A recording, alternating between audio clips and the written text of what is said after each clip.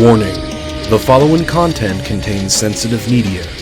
This show focuses on the subject matter of cryptozoology, discussing various encounters and uses of science in the field of the unknown. A lot of this subject matter is controversial, and this program is intended for a mature audience. This program is not suitable for children. In the world of the unknown, following in the worlds of the weird and macabre, join us as we speak with various researchers and eyewitnesses discussing the mysterious world of cryptozoology. You're listening into The Venomous Fringe with hosts Chris and Ryan. Good evening, ladies and gentlemen. You're listening into The Venomous Fringe. I'm your host Chris, and join me this evening as I sit down with Mark DeLeon from Texas. And as some of you might know, for some of our older fans, we've had Mark on the show. He was on last year discussing his Dogman reports and some of the other activities of the unknown in his state of Texas. Tonight, Mark returns to the show to go ahead and discuss some of his more recent encounters, not with Dogman, but something more interesting than Dogman. I think this was something that kind of caught me off guard, was when he was talking about it, was the Poncho Man. And for anybody out there who happened to see our community tab late last night, I had posted an upcoming preview of that. So the Poncho Man, plus an interesting encounter with a couple in a park. We'll get into that a little bit later. And I cannot wait to have Mark on. Mark's an amazing person. I love his personality. He's a great guy. And I respect what he's doing in his profession, too, with all the recent wake of all the pandemic and stuff. So a lot of respect goes out to Mark. But before we get started and get Mark on the show, I just want to go ahead and I want to thank all of you guys for watching our special on Monday. That was probably one of my best live shows. You know, the thing about doing a show like this is that not only am I just the director of the show and the host, partially co-host, I'm also the producer. So I'm sitting behind the scenes working on the special magic of making this show pop. So I want to thank Lobo and Tiberius. I want to thank Matt Starr. I want to thank Matt Squatch. I want to thank Marvin Allen. I want to thank Christian from American Paranormal and Cryptids Society.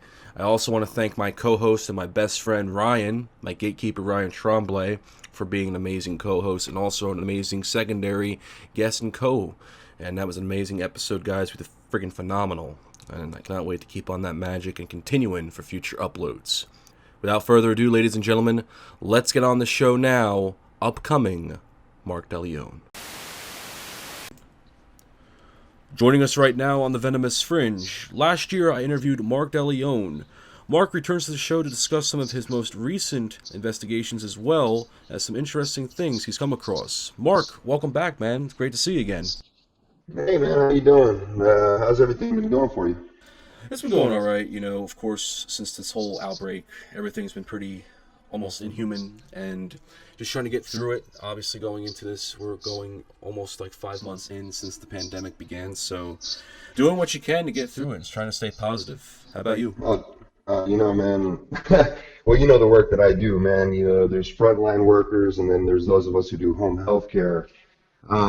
So I consider us, you know, I don't mean to be a negative term or anything, but we're kind of behind enemy lines, to be honest with you. You know, as compared to frontline workers, we go in environments that we don't control. I mean, for example, I can give you just the life that I live. I've had about, you know, a few patients and, you know, just general family who's contacted stating, oh, we had contact with COVID, you know, but I've kept every PPE precaution and I've been professionally trained in these areas. So just trying to keep your wits about you, do your job, still make an impact with people and, you know, maintain my family's safety, man. Yeah, and I also have to say, you know, I send my positives and my prayers and respects to you for what you do. I know it's pretty heavy right now with what's going on, and I have to just give you the respect because, I mean, not many people can do what you're doing, especially with the way it's going about because of this pandemic. No, definitely, man. And I appreciate that, man. But, you know, and everybody's probably, you know, nauseated by the phrase, but we all gotta adhere to the new normal, quote unquote, like everybody, you know, hears. And as a, you know, home health professional, as a medical professional, the new normal is pretty much keeping to every standard we can. And like I said, man, I got a two and a 6-year-old, and I got a wife at home here, and we've been under strict quarantine with everything. The numbers in my area have been exploding. We've been having, 253, I think was today, 318 yesterday per day, and jumping, all the time. So maintaining safety just when going to the corner store is masking up and wearing face, eye covering, gloves, the whole nine, and just maintaining how to do it and how to get going, man. And then taking a deep breath and going, all right, you got to live a life too, right? Exactly. I think everybody has, of course, we have things happen and then we don't know why. So it does play a factor. But ultimately, hanging in there and trying to stay positive is the keynote. And even for tonight's show, we're sitting down and talking to you. It's hard to really talk about stuff like this in the way it's presented in the positivity because it's very abnormal discussion. It's not like you can have a casual conversation with people about this stuff that we practice. Yeah, but at the same time though, Chris, like I've said, I live this PPE protected life going from patient to patient, but the stuff that's happened to me before the quarantine, like feelings you get when you're at patients' houses, just emotional responses, strange things that happen, man. Just, a few stories I'll talk about from positive and negative, like I've said in the past, still happen. It's still going on. There's still things that go on. There's still things that you need to recognize, and you take a deep breath. And sometimes those things, I talk freely with you, Chris. You know that, man. So I won't feel about being judged with any of this stuff. So, and that's why I enjoy talking about this stuff because I can't really, outside of my wife and talking her ear off, I can't go to my 6-year-old and talk to her too much about it. So I get to kind of talk to you about it, man, and just to freely say things that I really feel things happen. And being in the profession that I'm in, working with the population that I work with, there's different signs, different positive signs, different negative signs, different things that happen, and it keeps happening whether the quarantine's there or not. So. I agree. Can't top it off with that. But speaking of course, going from quarantine, last year when I had you on my show, you had presented some pretty interesting stories, some things that really took me aback. And when we spoke, even in that duration, what happened? You had mentioned to me something that really went down. So I'm curious. Well, Chris, there's the incident, with I really wouldn't even know what to call it, to be honest with you, but the incidents that happened to me and what I titled, from last time was Poncho Man, and that story just, it kind of, the way it starts off is my brother and I, it was about I'd say about 1:30, 2 o'clock in the morning, and I had to go air up a tire that I had on the car because I was driving across town to go to work at a rehab center that was 25, 30 miles, and I didn't want to mess with it in the morning, so it was pretty late. My brother was pretty hungry, and he was up. I think he had a game the next day or something along those lines, so he wanted some Taco Bell, and I think they stay open, 24 hours here. So I was, all right, I'll get the tire, take you out there. He even offered to buy me something. So I was like, all right, let's go. So we jump in the car and we make our way down there. He gets his food, and I don't like I'm just kind of weird about the order that I do things in sometimes. So I wanted to put the air last, right before we got home. So he ate. He got his food. We're coming home, and I'm pulling over at this gas station that's right by the highway. It's it's an area where a lot of things, stem from this, to be honest with you. But this incident right here is kind of what started every weird thing from here. And it was, it's right next to the highway. I think it's, what is it now? It's a Valero, I believe. No, it's a Circle K now because they redid it. It's huge now. That actually goes into some other stuff later.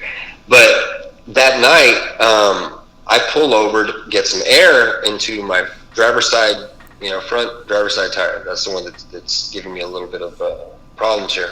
And when I pull up, I notice that there's an individual about 50 yards, from where we are, where the way it's situated is the air pump's closest to the highway, and this is raised up on a hill a little bit, so much on a hill that you can kind of see the highway eye level a little bit, and but it's there. That's where the air is, and then there's gas pumps, and then this individual with his back to the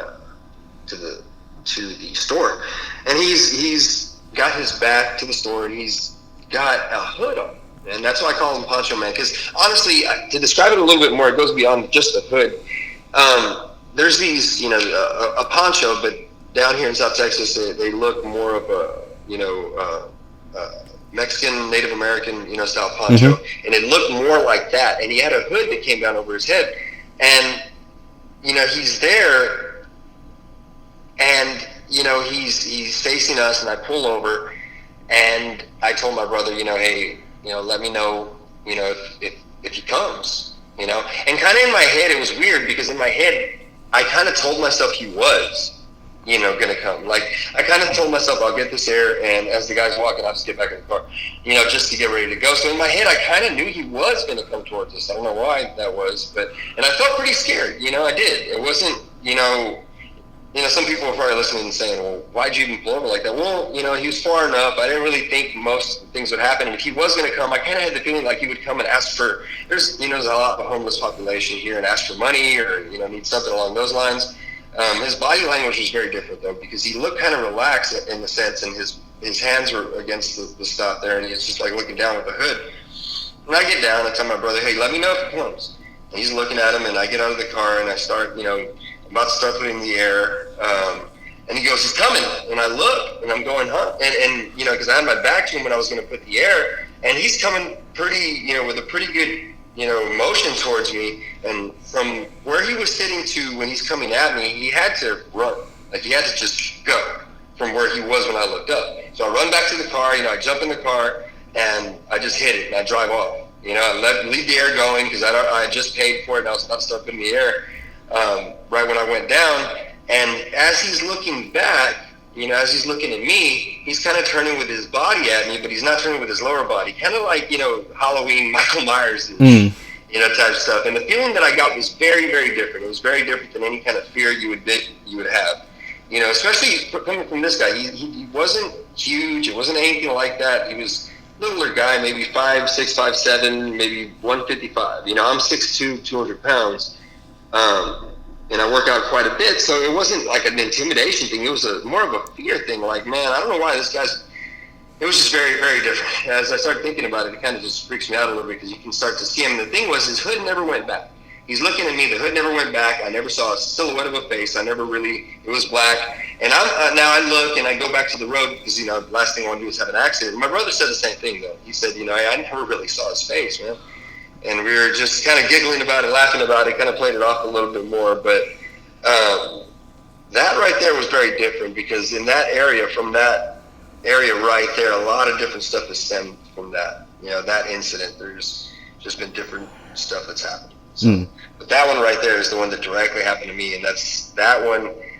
It was more than just a person there. It was more than just something like that. It was just. You hate to use certain words, and with like evil or sinister or anything like that, but it just didn't feel right, man, at all. I mean, it was just very different, and it got worse as I pulled over. I didn't feel right at the beginning, but it got worse and worse as I got down to put the air. And as I'm putting the air, first it checks the air, and then it's going to start going, and he tells me he's coming, and it almost was like he didn't have to tell me he was coming. I kind of knew that already, to be honest with you.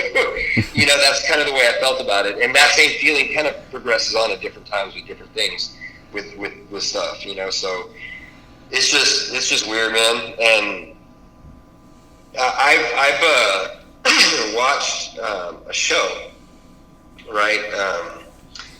It was on HBO. It was called The Outsider, and what the main premise behind it was. It was the monster in the show is called El Coco, and it's based on a character that kind of wears a hood. It's basically the boogeyman, and it's across cultures. They let you know that this character comes up in a lot of different areas. Now, I'm not saying that's what it was. I'm not saying anything like that. It was just very intriguing to me, because what it would do was approach people, do different stuff regarding. Kind of taking their identity, using the identity to do different things, and then kind of assign the meaning to that person, kind of the bad stuff, and get them caught up in it, and just from there ruining people's lives pretty much. you know, and it kind of reminds me, when I saw that movie, it reminded me that the other thing that reminded me of my situation was just how the individual looked with a hood. In all cases, this hooded figure, right? Now that goes with a lot of different stuff. The hoods, can come up and make anybody look scary with certain things, but that that stuck to me. And then the other day, my wife and I were watching that Unsolved Mystery show on Netflix, and there was a case that played exactly like The Outsider, man. It played like that. Like, the individual went through the same process of doing some really bad things and then being seen on camera, being seen going to, just casually going and doing things, and then kind of just saying, bye at the end and walking off, and they never find this person or what he walked off with and what he did. And it was very, very, very much like the other, that show. And that other one was done by Stephen King, I think, and it wasn't real, but it was just his storyline, and it just really played into that Unsolved Mysteries, and then a lot of just different stuff just plays back in, and you try to, connect threads, and I don't know, man, pretty weird stuff. Even for a situation such as that with Poncho, man, and it's weird because I don't really know a lot about Poncho, man, so to hear something like that unfold, it kind of gets the idea or the basis of like something like. Well, I'll be weird. honest with you, Chris. I did some research on it. Now, just to discuss a few things, if people, didn't, it's a while since I've been on the show a little bit. So in my background, my grandmother, Native American medicine woman, somebody that exposed me to quite a few things from, their own folklore about Bigfoot to just the paranormal. And if you remember, man, this is where it starts to get real interesting for me. Because if you remember, I told a story on the last one about kind of a nursery rhyme or kind of a song that my grandma was singing. And, it went towards pretty much go to sleep, kid, or the monster's going to come and eat you, pretty much, right? Yeah, it's kind of morbid, but it's more Native American, Hispanic. And at the end of it's like, go to sleep, baby, because the coco will come to get you. And it says coco, right? Now, I always thought, that more went towards Sasquatch or Dogman or something along those lines. But then when I went a little further into it, coco is a Hispanic to Native American word for the boogeyman, pretty much. And across cultures, there's this hooded figure. Now, look, I'm not saying I ran into that. I'm not saying anything like that. I'm just going to say there was something weird that happened to me. It resembled a few things that I started researching, and it really scared the crap out of me, okay? Because that hooded figure in most cultures, whether it's even, as far as saying a skinwalker, something along those lines, there's like a thread amongst cultures of this figure that has a hood, whether it's the boogeyman named, whether it's Coco, whether it's that. You can Wikipedia it right now, anybody that's listening to it, and it'll be a hooded figure. There's a lot of other things that went into that. And even, the thing that really got me looking into it, not just that, was when I heard the nursery rhyme. It was on a show that my wife and I were watching called The Outsider on HBO, okay? And that's about a Native American, kind of the boogeyman, pretty much, taking what he does is he pretty much touches individuals, takes their persona or something along those lines, uses it to do malicious things, and then blames it on the person. It's kind of, and he eats children, by the way. So I'm not saying that's what that was, but I'm going to go in depth here in a little bit more onto the connections that I've had from that. And some of the things that they stated in the research that I've done on this figure, Coco, or whether you want to say it's the boogeyman or whatever it is, it always not just causes harm or does bad things, but it enjoys the fear that it inflicts, and it tries to cause harm on others, if that makes sense. Yeah, I think the whole Poncho Man, it almost sounds like a demonic type entity. Yeah, and to expand on the story a little bit further, so on that corner right there, I'll just go all the way into it. So on that corner right there was an abandoned house right next door to that store, and the abandoned house got demolished, and they had a bunch of cats at that house. And I'm talking about like 20, 30 cats that were always being fed by this little old lady. After that place got demolished, maybe about 10 yards away from where I had that run-in with that hooded individual, maybe about a week later, a black cat showed up to my house. doing a lot of different stuff, right? Almost like you could speak to it in a way, like it would understand what you were saying. Like, I generally would say just dumb little things to it. And, like one time I think I said, like, it just showed up to my house, man, on the front porch. And it was trying to get my affection, rubbing up and down. Never seen this cat anywhere. Nobody claimed it in the neighborhood. And I'm just like, okay, that's, weird. But then I was like, all right, you want to stick around? Hey, earn your keep, do something. And dead things start showing up on my doorstep. A bird, a rat. I was like, what in the... Okay, so I start feeding the thing, right? And then time goes by a little bit more, and I start seeing scratches on my Tahoe, on my car. Like, just deep scratches, man. And one night I go outside, and I see this cat on top of my hood. And, yeah, he's doing the whole, what cats do on scratching posts, things like that. But at the same time, it looks like it's enjoying what it's doing. And I knock it off the car, like, what are you doing, man? And then I come back out later, and it's on top of my car, on top of the Tahoe, on the hood, on the roof, not on the hood anymore, doing the same thing and kind of looking at me like, it's going to sound crazy, but like, what? And so, you're going to have a lot of animal lovers on here that are going to get very upset with what I did now. I didn't hurt the cat at all. I just got it and took it to an area where I know there's another lady there that feeds stray cats, and left it over there, and it never came back to my house. But it was just weird, man. That was one weird incident. And then some time later, the cat's gone. Maybe about 2 or 3 weeks later, there's a suicide there on that same area, about 20 yards to maybe the right at a church, I believe. I don't know the exact details, so I don't want to go in depth into it. But the long and short of it is that suicide was connected to a patient of mine. A patient of mine that lived on Route 666. And it just, and then you start going a little further into it, and there's just a lot of strange stuff, man, that connect to it. And then kind of the part that I was telling you about the other day comes up here, See, the thing about this whole Poncho man, and you had this encounter with this black cat, often we've always been talked about in mythology, or even just in the sign of that old saying, the black cats are always bad luck. And it's a little strange how this cat had simply been on top of your hood and doing whatever, and then when you got rid of it, and then you find out that there was a suicide and it was connected, did you feel that there is possibly some sort of connection that perhaps maybe was drawn to you that chose to do this to you because of your past with encountering things of the unknown? I think that it might have had a connection to them, to the family, okay? I think it had a connection to them because they had more tragedy than that also. On Christmas morning, this is weird, man. It was like maybe 6 years before that individual took his own life. His wife died on Christmas morning, leaving their residence to go get something for their kids or something along those lines, and she was in a car accident. Okay? So I had that experience, but I don't think it necessarily attached itself to me. I think it kind of noticed me in a way. And I think that it had an intent, but maybe it didn't get that intent.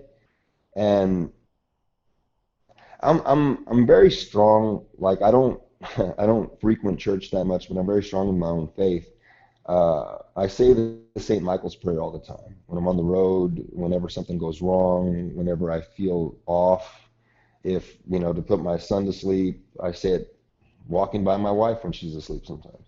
I bless my house with the St. Michael's prayer. So I have a strong faith, and I think that really helps me out in a lot of instances. A lot of instances, it really does, and maybe that's why it didn't attach itself to me directly. In the work that I do, I don't want to make myself seem righteous or more important than I am, but I do help people that need help. And I do know just from some of the research that I've done, because it's not like I have these experiences and just, oh, wow, that's weird, and just wait for more weird stuff to happen. I look into it. I try not to look too deep into it because demonology, all of those types of things is not a topic that I really like to delve into, just for the feelings I get from it. And I don't want to know any names of anything, because those things can be kind of scary. And I pretty much look far enough into it. You know me, Chris. I look far enough into it to try to protect myself. And then when things start going in a different direction, I try to back up off it, but I try to understand it. and that's kind of what that whole situation was. It died down a little bit, and then the next part happened. You want me to just jump into that? Yeah, get into it, because this was pretty interesting when you told me it, and it stuck with me afterwards. Yeah, man. So my wife and I, so all this happens within, we'll say, a mile radius of itself, right? So that's on the corner right there. That's at that corner store, and then down the road, there's a park here, pretty widely used park. And right when the quarantine happened, right when it was just starting up, and I was kind of looking at the prevalency of things, my wife and I, whom I love very much, I was just, we had this, we were like, we're just gonna get out, and we're gonna go to the park and take the kids out there, and just try to have a day before everything completely gets shut down. So we go out there. We're at the playground with the kids. My son's 2, my daughter's 6. They're running around a little bit. There's nobody around. It's about 2, 3 o'clock in the afternoon. It's a hot day. And I get this feeling similar to the Poncho Man feeling. Very similar, like a fear. But now it's more in tune. It's weird, because when the Poncho Man thing happened, I got it, but I didn't really tap into it or pay attention to it as much. I kind of just thought of it as kind of a panic or a panic attack almost. And this time I tapped into it a little bit. And I took a deep, diaphragmatic breath, and I look over my shoulder, and I see this couple. And it's an older couple, right? And I usually, when people are passing judgment or staring at you a little bit, you give them a little bit of an excuse. You're like, hey, I'm not going to really pay attention too much, especially right now with the quarantine. I don't know what they might be judging me for. We're not wearing a mask right now. We're taking every precaution, but we're not out here wearing a mask. But then again, they're not either. And I get just the strangest feeling, like where they are at your back every time. And then I look at them, and they're both looking at me enough, and they have glasses on to where they're kind of smirking a little bit with this very weird, uncomfortable smirk. And they walk off the path, Chris. They walk off the concrete path almost into the grass there, looking at my wife and I with our kids. And it's so unnatural, it's unnerving. I guess that's the best phrase I can say. Because it just does not make sense what they're doing. And I'm like, okay, let's just not pay attention. My wife is going, what's going on here, Mark? Why are they looking at us like that? She's like, is it one of your old patients or something? And I'm going, no, I don't know them. And every time they're looking, I get this feeling. I look over my shoulder, and the man is looking again, and so is the woman.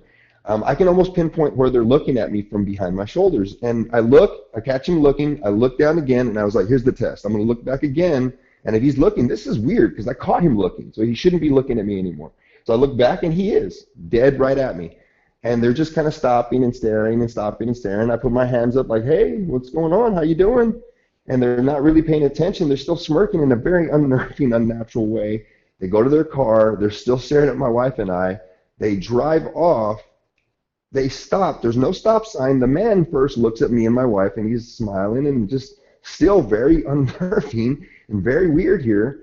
And he drives off, and his wife does the same thing, and then they drive off, and she drives off, and my wife and I are, okay, that's it. Let's just get in the car and get out of here, man. Like, it was just, like I said, so unnatural, it was unnerving. And it was that same feeling, and I don't know, man. I don't know what that was or what was going on with it, and I'm not the type of person to jump to conclusions and be like, oh, that was just this, demonic activity or this. It just didn't feel right, and it was presenting itself in a different way. And it just, if you saw it in a movie, if this was a movie and you were watching it, you'd be like, yeah, that would freak me out. See, when you had told me the story, I was taken aback, because personally I would have thought that, as somebody who could be paranoid, and I'm not saying this is for you to be paranoid, but like for someone like me who would think that, ooh, these people are acting a little off, there's something a little wrong about them, and because we're in that type of work where we always are dealing with ridicule or we're dealing with heavy cases, it does take an aback. Did you try to, at first when you had seen this occur, did you kind of think that maybe it was just a little out of the ordinary, maybe it's tried something to dismiss and just thought it was just a bunch of weird people acting weird? Yeah, definitely I did. For the first part of it, definitely, because it went on for maybe like 10 minutes, maybe 10 minutes. For the beginning of it, like I said, Chris, I try to give everybody an excuse, especially now. Everybody's looking at people passing judgment left and right. You see me at the corner store and you're going to think, a superhero walked in with the way I look with, sunglasses, undersleeve and a face mask. So I understand when people pass judgment, but I wasn't wearing anything. My wife wasn't. Maybe that's what they were passing judgment on, but at the same time, they weren't wearing anything. So, it was just a very unnerving, like I said, look, and you would think that at some point they might stop and explain themselves or say, oh, sorry, you just look like somebody else, or, just something that social tact is involved in. And none of those things happened. So that was the weirder part, And for me, I'm not saying, oh, that was associated with the other things. The only association with it is it's in the same general area as the other things happen. And a lot of just weird stuff happens in that area, to me at least. So.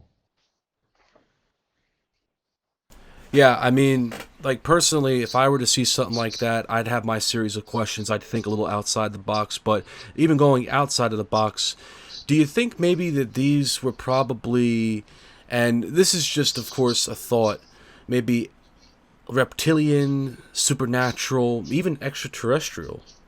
Something, man. And, I was talking to a friend of mine who I discussed some of these things with, right? And he was just helping me understand it with, some of these entities that we talk about, right? And they discuss it further in some other conspiracy podcasts, or they go in depth into it. Like you mentioned, reptilians or other entities like that. And one of the common threads they all have is kind of, they get their kicks out of inducing fear, panic, stress, anxiety. They kind of get a satiation or a feeding off it or something. I don't know, man.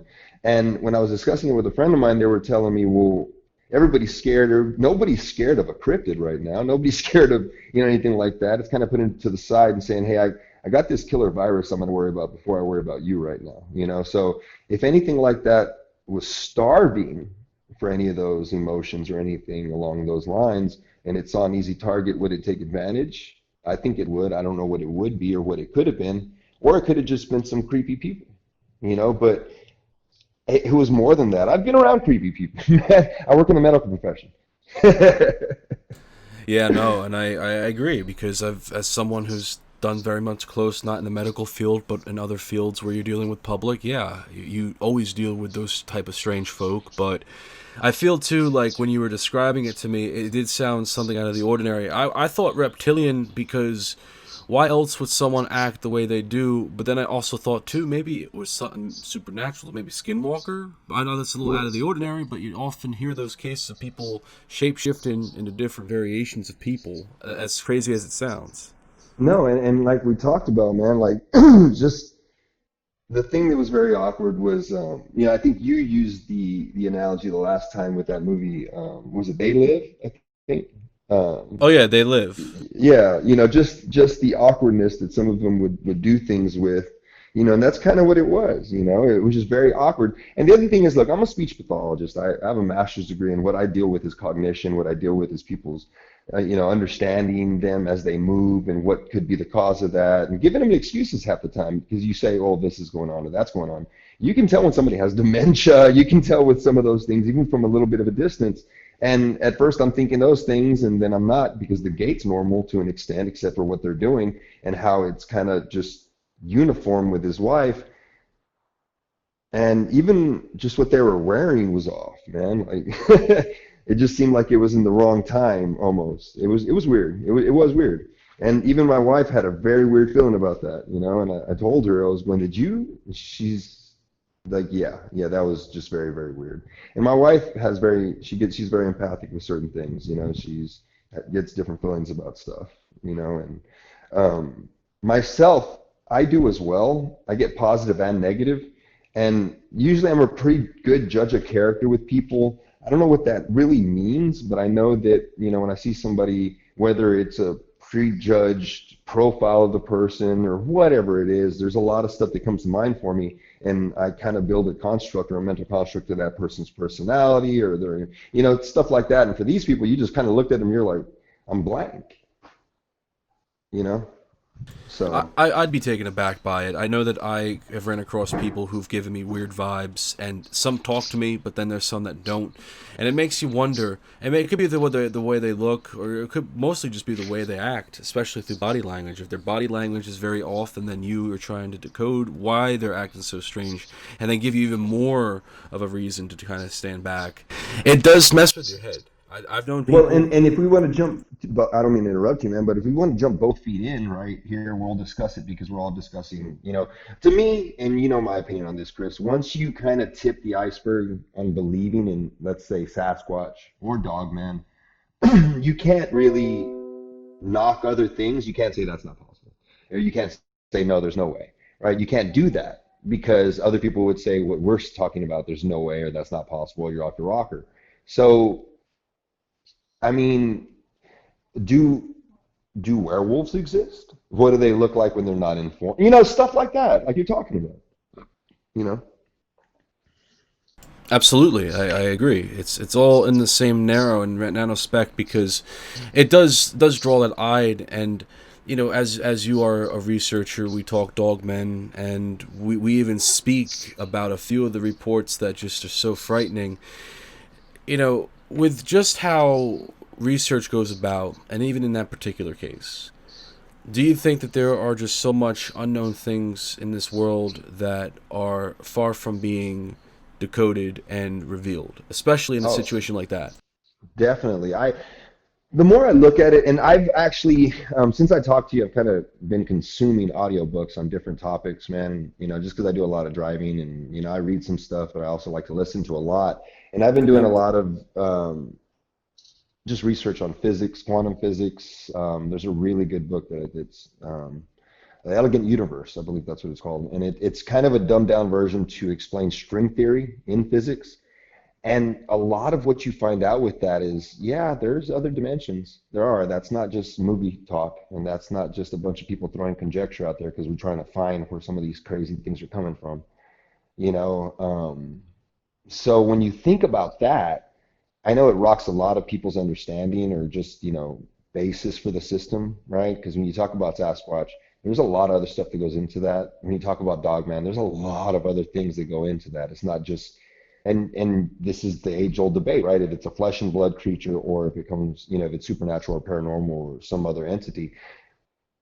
When we go down that rabbit hole and you start to understand some of these places and some of the history of these places and some of the abilities of some of the First Nations people of those places, also known as Native Americans, you can start to understand if we believe in some of the blood magic that we talk about with certain things, from Illuminati to anything else like that. You're gonna have to believe in what the Native Americans could have done back then and what they could have either summoned or put here from either another, let's just say, dimension or anything like that. And if it's been here for a long enough time and whatever its purpose was, who knows? You know, you might hear some popping out here. I think I got some fireworks going off behind me, man. I live a little further in the country. Remember That's that. funny because there's fireworks going off by me. That's so ironic. Hey, man, especially in Texas, you give people gunpowder and a fuse, and you better just run, man. Oh yeah, seriously, it's one man country, literally. Dude, seriously, some of that stuff that I was watching, they're in the quarantine. I think I saw one where I'm not sure exactly where it was, but some of the police officers, I'm just commentating here, not looking, left or right or anything associated with it. But when they were kind of shooting into some of the people's homes with rubber riot bullets or something, when they were kind of telling them to go inside, I was going, you see, that might not work in Texas.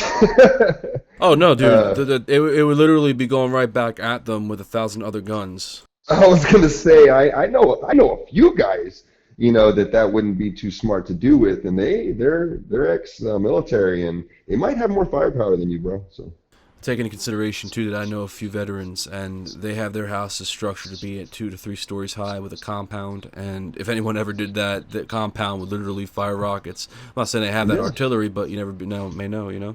no, yeah, with some of that stuff, man, just everything that's been going on, and then that leads into you can jump on so many different topics that we can talk about, Chris, but that leads into what we talked about with just all this, man, how it all ties in. Um, you know. I just watched the what was it, the Filthy Rich documentary on Netflix with Jeffrey Epstein. Woo! Yeah, it takes a turnabout, especially midway through. It's an interesting documentary, though. You know, it No, it definitely makes is, your but mind think.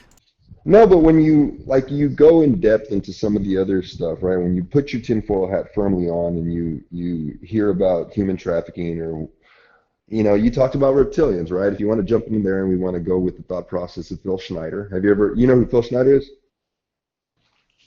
Briefly, but yes. Yeah, when the guy whose dad was like a German scientist brought over in Operation Paperclip, and he started developing, deep underground military bases.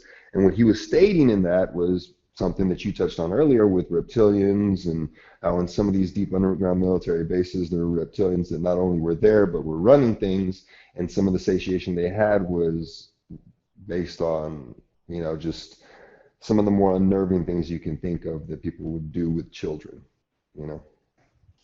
And with the recent affiliate of Epstein's being arrested today, take into consideration that that can go one way or another. And I don't want to get into any conspiracy, folks, for anyone listening in. It's just a brief concept as we tie into things, how unique, things play out. But, I mean, that's just the idea of how our culture is and even how we take it with cryptids. Well, when you go in depth into it, you can understand that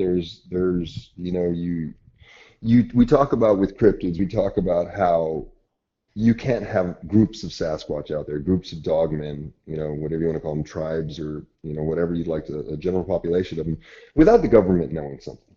We know that. That's, it'd be kind of asinine and kind of ignorant of us to think that they don't know what's going on, or they wouldn't have a beat on some things that are going on, right? And missing 411, we all know David Paulides' work. There's a lot of unanswered questions that the government won't answer directly. And when you equate that to the Jeffrey Epstein story, it's the same way. What was it? He was the prosecutor there, Alex Acosta. They put it all in front of him, and then he just kind of shot it down because, I don't know, some very powerful people were involved. And some of those very powerful people are not just the ones, I very seriously doubt they're the ones we just know the names of. Absolutely. I wanted to ask you, though, man, because I think since last time with how you do with research, I wanted to ask you what's been some of the more recent researches that you've been doing and conducting outside. I know with the pandemic going on, but whether it was prior or once in a blue moon. Well, there was one, I mean, not really, my research is more of just, I don't go out, like I've stated in the past, as far as like boots on the ground stuff, but mine's more involved in some of the stories that I hear with some of the patients, because when I do it, I'll give you an idea of what I do. When I do an evaluation with a patient, when I work, I'm a contract worker, I work to 6 to 7 different entities. I go do an evaluation with a patient, and then I see them for maybe 3 or 4 weeks following, and I go out there from 2 times a week to 3 times a week. And it ranges from in the morning to in the evening, generally, on what the patient's needs are, what we're working on, or what's going on. And that's kind of how the research goes with me, just hearing different stuff and coming back. And you have to word what you're asking, very carefully, because remember, this is my job as well. So, I don't want to just, throw people off, from the therapy, asking about certain things. But when you just ask certain open-ended questions and leave it out there, like, anything strange ever happen out here? Or, ever seen strange animals? Things like that, they can lead into other stories, and then they'll have you coming back. One of the ones that I think I messaged you about, it's actually a property that I'm going to be going back to next week to do some work for them, because they contacted me a week ago. Out there, it's a property, it's a ranch, and a beach, which is about 2 miles away. Back in 1925, there was a really bad hurricane in this area that killed almost like 200 or 300 people, and a lot of them washed up on that beach that was close to this home. And when I went out there, I heard a lot of different stories, just from the lady to the groundskeeper outside, because I stopped to just, ask him some general questions. First, I asked the lady if I could, and she said, yeah, hey, if you'd like to talk to you, go ahead. I can tell you a story from me. And I was like, okay. So, I did my therapy, and I sat on the porch with her and talked to her for a little bit. And she said, well, I know one night, my husband, Joe, that was her husband's name, he was inside the house, and he stated that he called her on the cell phone because he had just seen her walk around the barn and kind of like smile at him and laugh and kind of like go in a certain direction. And he was going, well, where is she going back there? So he calls her, and then he hears the cell phone ring in the bathroom. And she answers from the bathroom. And she's like, no, I'm not outside. What are you talking about? I've been in the bathroom for like 5 minutes here. And just general stuff has happened. You know, that's one of the more solid ones, but a lot of different stuff, things they hear. Even a UFO sighting out there from the woman who was at home. She said she was at home and she saw some very bright lights going on outside when her husband was coming home from San Antonio. And that area is maybe about an hour and a half away from San Antonio, maybe an hour from San Antonio. And she was coming back, and she said she saw this circular object in the sky. UFO is what she's told me, you know, just generally what they talk about on TV. But the strange part was when she came home, her husband had this story about this thing flying over him on the highway and described the exact same thing that she had stated that same night. You know, so that was pretty interesting. And when I asked the groundskeeper guy, the guy that does the work after the man, he had some health problems. You know, I don't want to go into detail about it, but he wasn't able to maintain the ranch, and he hired a guy to do some work for him. And I stopped and asked him some questions, and he straight up told me, he was like, if you're ever interested, he goes, I know, you know, she'll let you on the property. You want to come out here and sleep at night, you can go ahead. He goes, but that'll answer all the questions you need. Now, for me, you know, that's an open invitation. That's an awesome invitation for some people. I mean, you'd probably jump at that, but I just, that's not me, you know, so. Yeah, no, I mean, diving into so much things that could be either personal for one, or just even going into some subjects that could be too vague. It's common because it's how we speak about or what we go with when it comes to the field, or at least represented wise. But UFOs are pretty heavy over there in Texas. Has there been any other subsequent UFOs that you may have ran into, or someone else? Real quick, well, to expand on that real quick, it kind of, you know what it reminded me of, and I don't want to equate it to, because you never want to say this name, you know, this Skinwalker Ranch and everything. They kind of, you know how there was individual things that happened, not just one. It's not like, oh, we see this wolf out here all the time, and that's all that happens. They see a whole bunch of different things. Now that I'm thinking about it, there is another story from out there. The first story the son had told me when I did my evaluation, he stated that there was an old lady who lived in that area. Now, in that area, they also raise exotics, which means they have, you could pass by a ranch and see a zebra or an emu, or, you know, and they get out of their enclosures a lot. So they just run around, and that's good eating to predators. I mean, honestly, that's some big food right there. So what he stated was a lady that lived in that area, she was, I guess, living by herself for a period of time, and she was outside, and her little dog, some little dog that she had, was playing in the yard, and she told them that a very large cougar ran out from the bushes, took the dog, and went kind of back into the bushes, and she just got up and left. Like, that's what she told them, but the son didn't believe it. He said, first of all, I don't think that would happen like that. And he goes, and the way she left, he goes, a cougar's going to stay outside. You're not going to have to worry about it as much. The way you could pack up, get all your stuff, and leave. The way she left everything in the house, like TV on, you know, food on the table type stuff, asking relatives to go back and clean up, and she was just going to get out of there. You know, so I guess it could have been a very large cougar, but at the same time, that's just very weird. You know, she kind of abandoned everything, and that the story she told them was it was a big cat, and didn't really want to talk about it in depth. You know, so. Yeah, I mean, I understand with a lot of those cases too. Like, there's a strange occurrence that happens. Some weird things play out. Whether it's a strange animal, strange person, or just something off. Whether it's something in the atmosphere, and that's the type of negativity that makes me think sometimes. Well, where does it come from? Why does it do it what it does? And I'm sure that you've probably thought that too, especially coming from a major hotspot state that has a lot of things. Oh yeah, man, and in a lot of these places, you know, that traditional everything goes silent type, you know, feeling, or just, you know, I guess not sound, but everything kind of goes, you know, you can't hear too much. When you go to some of these places, it kind of dies down. It feels very dead out there a little bit, you know, and almost all the time. So I don't know, man. I am going to a lot of these places now. I'm trying to stay out of the populated areas just because of COVID and taking all the precautions that I do with the patients that I do. I'm going to a little further out areas now, and I'm venturing out there a little bit. It's kind of ironic that I'm talking to you again now because I'm going back to the places where some of these stories have been pretty crazy. Um, Actually, that's pretty crazy. I'm seeing a patient that I just started seeing this week at the same place where I gave you the story about those upright walking deer. Remember that one? That I do.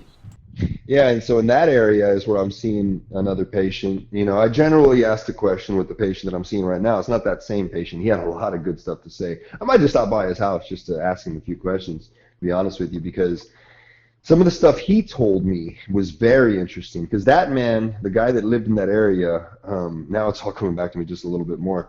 He stated, this is more of a Sasquatch type story, that he was in the valley down in kind of the Laredo area here in maybe like the late 70s, early 80s, and he was working a ranch for individuals. And when you work the ranch, what you would do is, you go around making sure the fence is all adequate up, making sure everything's, from the far ends of the ranch. And when he was making his way down one trail, he said that there were two very hairy, dark individuals. He said he saw one that poked its head out, and then another that poked its head out behind that, and then they both made it across the road. And he said the road was maybe about 10 feet 10 feet wide, and they made it in one bound, both of them, and like simultaneously almost. And he said he never saw anything again, but they were only about 6-7 foot. They weren't too big, and he had a lot of really interesting stories, man. He had a lot of good stuff. I got about two more that I can go into from him now that I remember it, to be honest with you. Absolutely, please. Yeah, so he stated that he went hunting in North Texas because he did a lot of ranch work all over the place. And it's interesting because you hear it from a secondary standpoint, right? He doesn't listen to podcasts. He doesn't know some of these things. So you hear what other people say and then what he's explaining it as. And he stated he was at this ranch and he was kind of in the middle of nowhere, and pebbles started hitting the roof of one of their blinds a little bit. Their pebbles kept hitting. And I'm already thinking like, oh, wow, that's an MO, that's a thread. And he stated that he got this really cold feeling and that everything went dark. Not dark, but everything kind of went very still to him, like just very down almost. And it was a little further in the evening, and he states he sees a hooded figure way down the line. In his mind, he thought that it was like something supernatural. Like he thought more of the supernatural type lines. And, maybe it could have been that. But we always hear stories about Sasquatch looking like a hooded figure somewhat, things along that nature. And that's kind of what came to mind for me. And I didn't want to lead him with questions, but I was like, did you smell anything? Did you hear anything? He goes, no, but it went real silent. And he said, and then I got the feeling like something was trying to get me out of my blind with the rocks. I got out and I saw this big hooded figure down the road, and I just got out of there. He got out of there, and he stated that his guide who was there with him had said, oh yeah, this area is pretty haunted, man. It's haunted. They hear a lot of different stuff at night, people get rocks thrown at them, things like that. Now, that sounds to me like maybe something else, because when you go look at the history of things, people often thought that there were haunted places when rocks flying out of nowhere. They're not going to think, Sasquatch is throwing it at them, or even Dogman. Yeah, I often too, there's been some reports that come in references some areas, heavily mountain-like areas too. Not talking like actual mountains, but we're talking actual like within forest, like small little hubs or whatever, hills. And there's a bunch of stuff that falls down, and it's always because of the atmosphere too. You're walking in places, and it could be nature around, be dead silent. And often too, if there's nothing around, because I often ask a lot of eyewitnesses and even researchers who go out, and I'm like, what do you pick up on? Do you pick up on smells? Do you pick up on the wildlife? Those are basically the two big ones to provide that there's something big out there. And they come back and they're like, nothing really too much. And then it's like, well, it was probably just part of the area. Because I always try to not make that skeptical conclusion, but to not make someone think they're going to go paranoid or psychologically think that there's something there because they're into the same field, No, definitely, man, definitely. And like I said, man, like for me, like if you were to ask me that question, right? If you say, well, Mark, what's the first thing that comes to you? What is it? Do you pick up on evidence, or what do you look? It's a feeling. It really is, and it leads into something else. Like I've discussed my grandma, for example, my abuela, and there's some stuff that only she would know with certain things. And when I get kind of panicked at times, I'll see things on when I'm on the road or even when I'm at a patient's house, and it kind of lets me know certain stuff. You know, I think I've talked about numerically, you know, when I feel she's around, what the number is. And then recently there was one morning, is it okay if I just generally just flow into a story? Yeah, go right ahead. Yeah, man, it was just because this COVID, it gets you thinking a lot of different stuff, especially when you work with the population I work with, and you're going to have to put on an N95 and you know, sit across from somebody who could possibly be positive Riot gear. right then, right? Yeah, you start, you know, you have to diaphragmatically breathe and psych yourself out a little bit. You know, one of my go-to songs, sounds funny, is I Won't Back Down from Tom Petty. You know, and I'm listening to that, and I'm really, you know, getting it going in my head one morning, and I start to panic a little bit, and I call my wife, and she calms me down a little bit, and I look up, and there's a peacock on the side of the road, man, in an area where there's not very many peacock I've never seen any in this area or in general, you know. And he's a full plume peacock. This is a big guy. He's got his plumes out, and he's on a mission. Like, he's moving in the same direction I'm moving with his head down, right? And I'm like, wow. Well, in relation to my grandma, she had this altar in her room, you know, to Saint Michael and a few other saints, and one of the things she had on there was this big plume of peacock feathers, right? And I was like, wow, okay, that was cool. Gave me a nice deep breath. Okay, so I slow down a little bit on my driving. I'm starting to focus a little bit more. I take a right? I get to the patient's house. Well, first I got a little bit lost for maybe like 5 minutes, and then I get to the patient's house, and guess who's on the front porch? The peacock. And he's sitting there with his plume out, just, you know, I didn't feel threatened by it. I didn't feel anything. It made me feel more like I was supposed to be there in a way, you know. And that was, you know, pretty cool from that end. Just different stuff like that, you know. And another time with another patient, this one was a little more different. There's been 2 instances where some stuff, I don't know, you can't really say negative or positive. You can just say kind of paranormal to an extent. And one of the ways that I feel about this is we all talk about, you know, relatives when they pass and if they're watching us, and we like to, you know, feel comfort in that. And we like to think that every time something strange happens or unexplained, that it's grandma or grandpa watching over us. And I guess it is a lot of the time, or maybe half the time, I don't know. But in my firm belief of it, and what I've been explained is, it's more like something could do something, and if you assign it meaning, it could act like that meaning. You know, it might not necessarily be that, and it could act like that. Well, so anyway, I'll go into this story real quick. I come home. I'm coming home from a patient's house. I have a good friend of mine who's sitting with my son and my daughter at the house, and my wife's at practice. And I come in, and I have my earpiece on, and I'm talking to my phone, and right when I walk in the front door, it echoes real bad. Like, it starts echoing into my ear, and I can't hear it. And, you know, I'm like, oh, man, let me turn my phone off, and I put it right there, right next to the TV. And, you know, he's talking to me as I'm walking in the door. We're talking, you know, so he's, you know. So I'm walking in there. I talk to him for about 10 minutes, and he's getting ready to go. And I'm like, hey, man, just call my phone. You know, I don't know where it is. Let me just see where it is.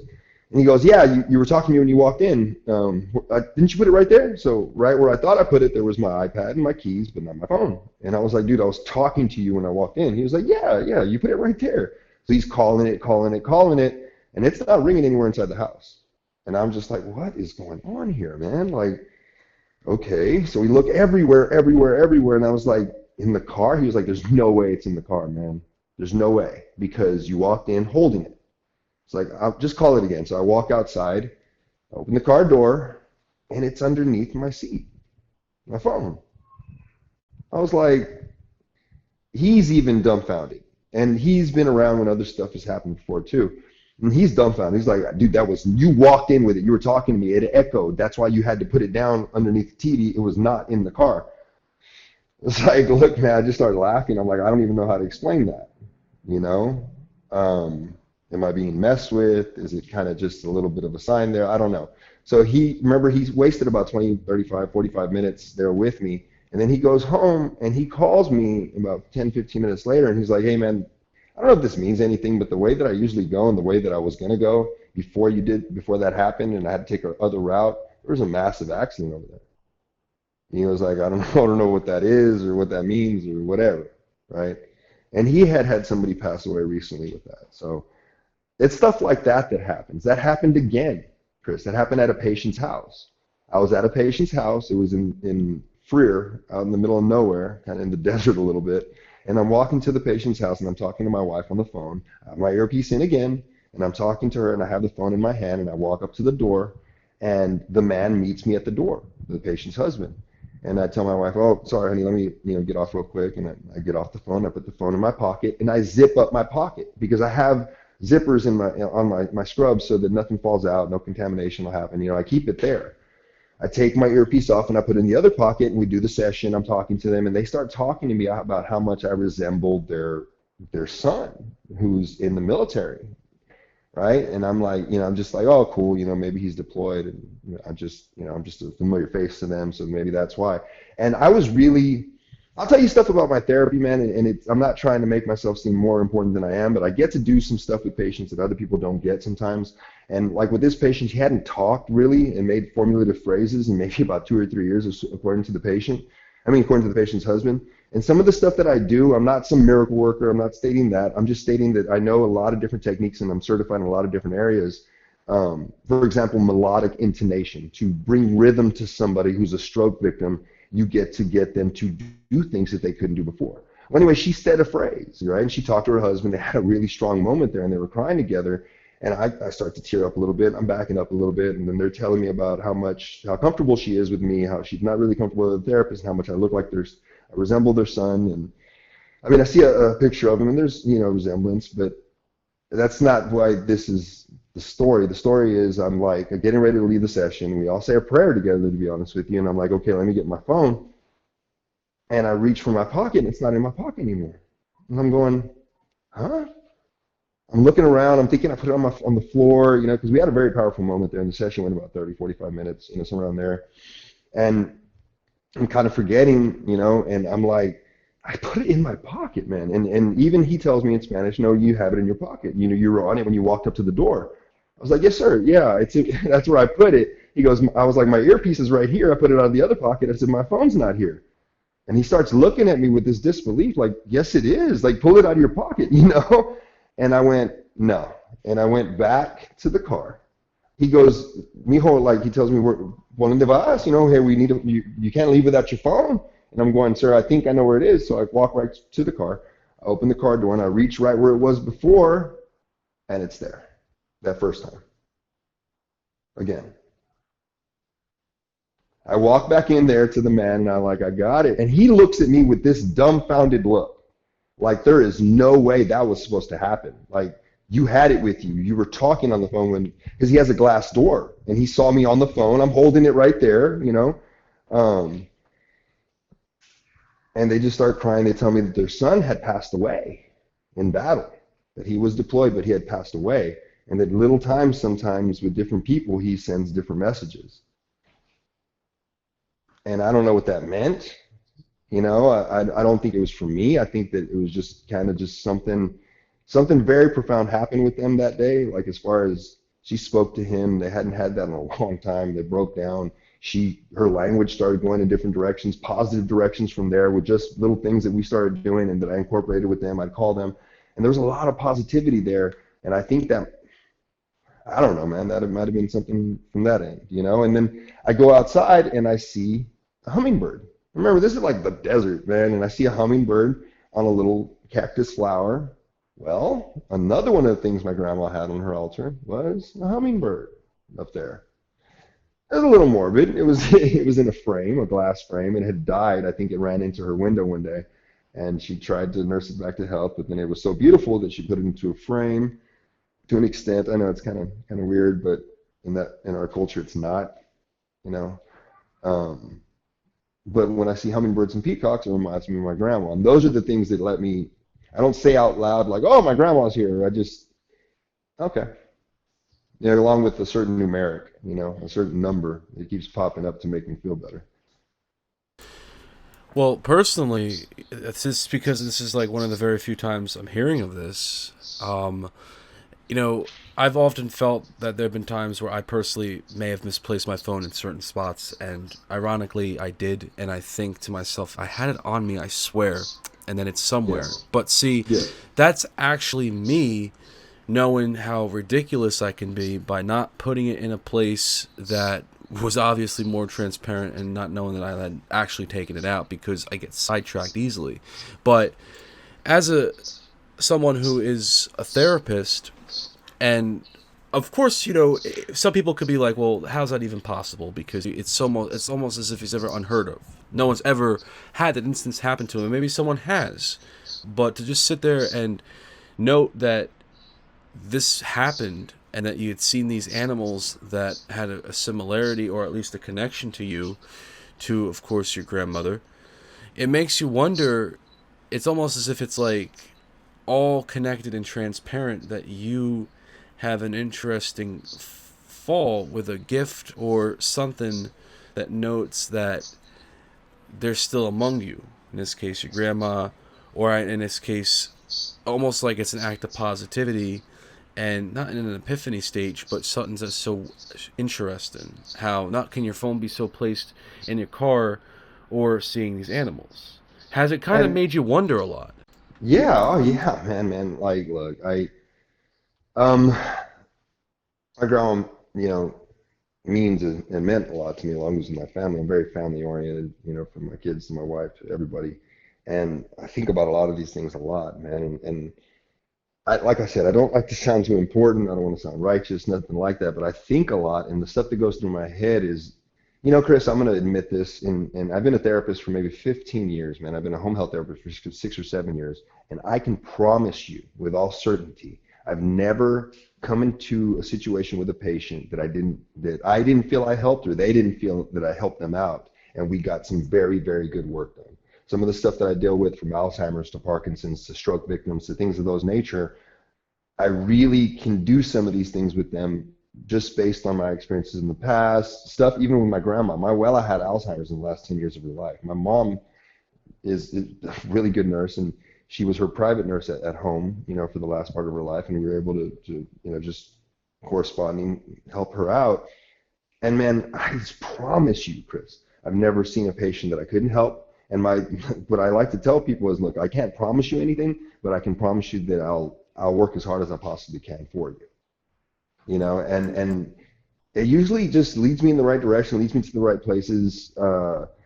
Before I started doing home health, I had faith, I did, but it was kind of one of those cookie cutter dogmatic Christianic faiths, you know. And I'm no knocking anybody, you know, with that, but I'm starting to understand it from different sides, and just what faith really is. And I believe in God, whoever, whatever that is, something greater than myself, definitely.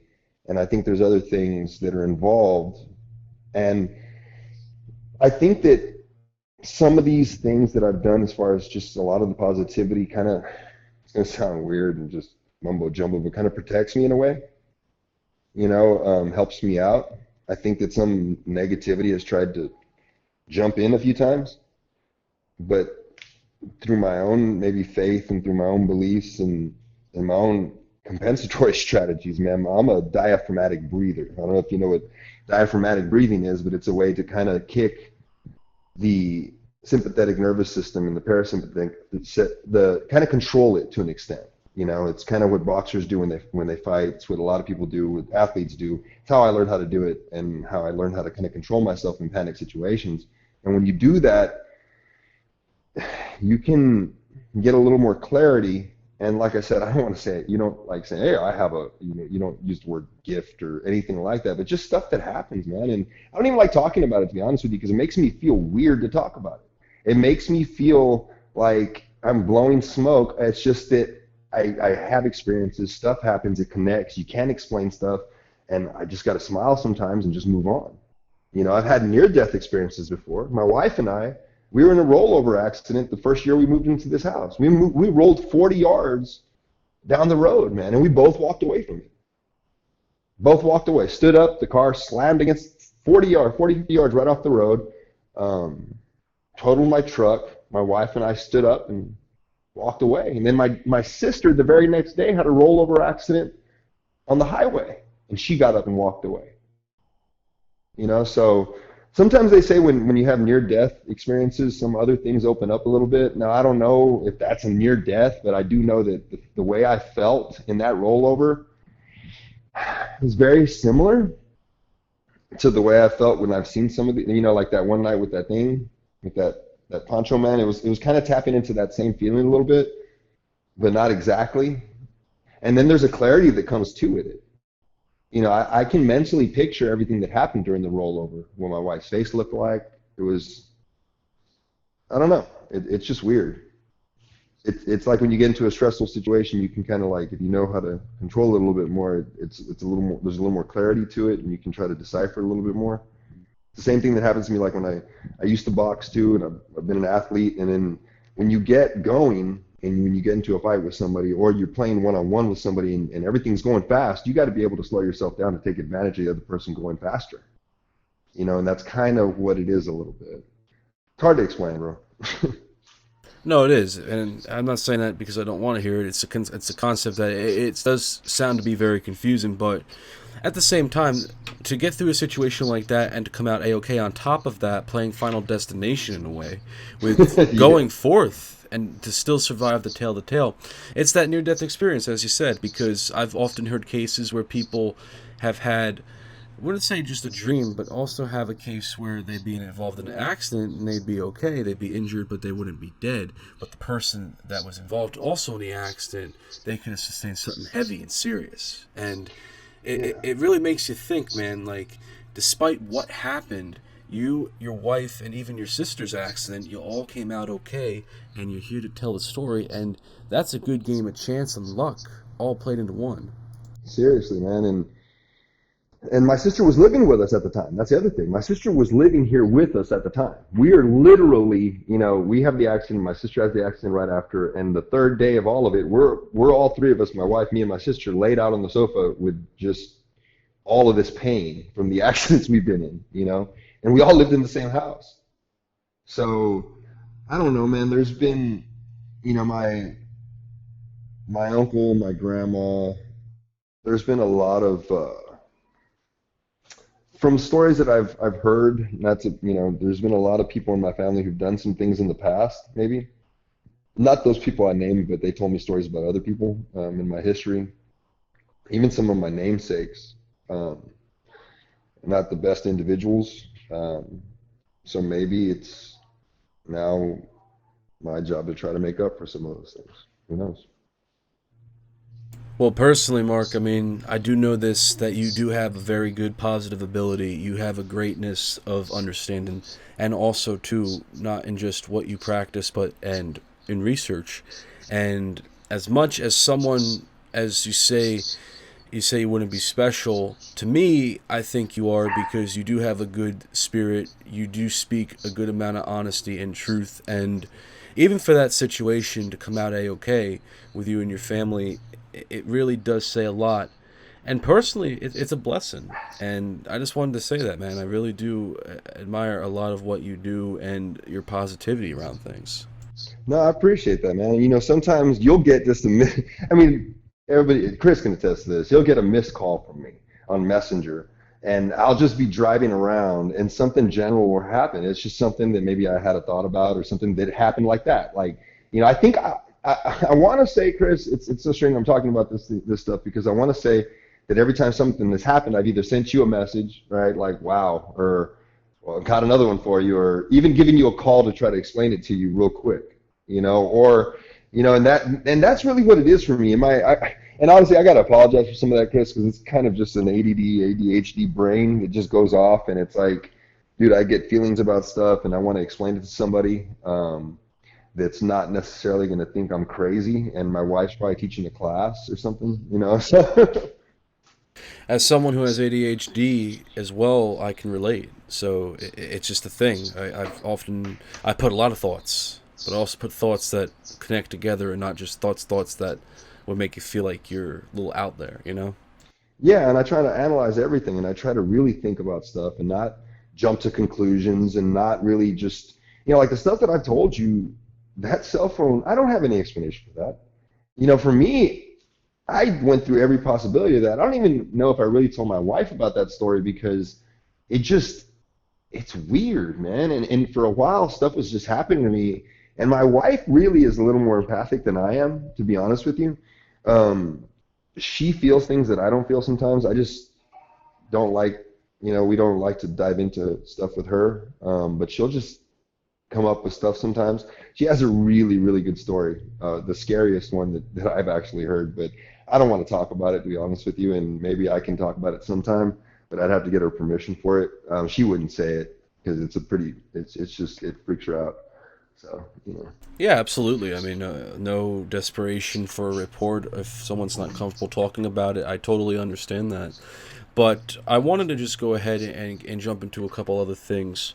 Yeah. So, as of course, last episode we basically made mention of Dogman. We talked about Bigfoot, and even we made a couple of talks about it here tonight.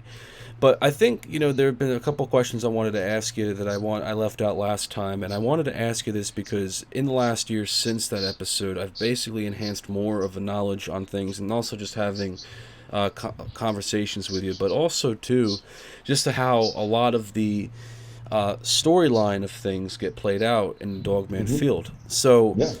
A lot of people that I've interviewed, or at least when I've come across, have often brought up this concept of the flesh and blood instinct, that they're very more adjacent towards the canine branch because of how they act and go about. I had a researcher on my show just recently talk about how a Dogman was more attracted to catching the fly or bumblebee that it was looking at than this guy driving towards it on this road.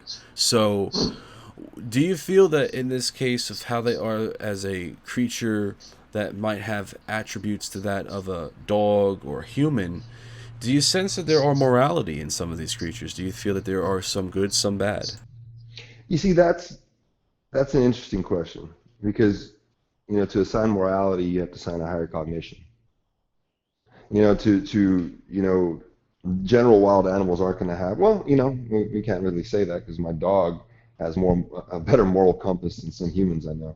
So, you when you look at it, higher cognition denotes, morality, things of that nature.